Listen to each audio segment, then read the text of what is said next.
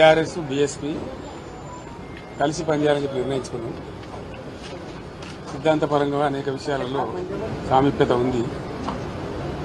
అమలు చేసినటువంటి దళిత బంధు కానీ, దళిత సంక్షేమానికి ఇచ్చినటువంటిది కానీ, రెసిడెన్షియల్ పాఠశాలలు కానీ, ఇంకా చాలా విషయాలలో బలహీనల గురించి, వీకర్ సెక్షన్ గురించి పనిచేసిన చరిత్ర ఉంది. కాబట్టి దాన్ని అనుసరించుకొని ఒక ప్రతిపాదన వస్తే ఇద్దరం కలిసి ఈరోజు చర్చించడం నేను ప్రవీణ్ గారు వారు హైకమాండ్ కూడా మాట్లాడింది.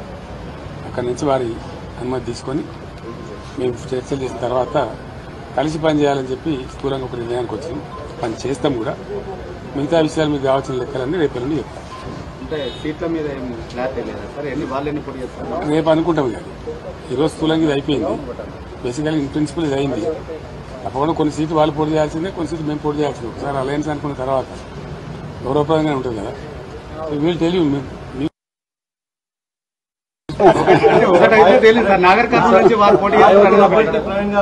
పెద్దపల్లి నుంచి చేద్దా. మరి మేము అంటే బహుజన్ సమాజ్ పార్టీ మరి భారతీయ రాష్ట్ర సమితితో కలిపి మరి పార్లమెంట్ ఎలక్షన్లలో కలిసి పనిచేయాలని ఇప్పుడే మరి పెద్దలు గౌరవనీయులు కేసీఆర్ గారి దగ్గర మరి మాట్లాడడం జరిగింది.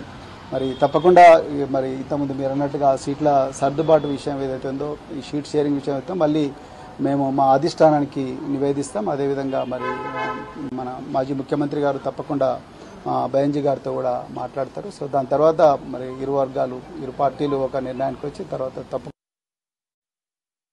తప్పకుండా తెలంగాణలో ఈ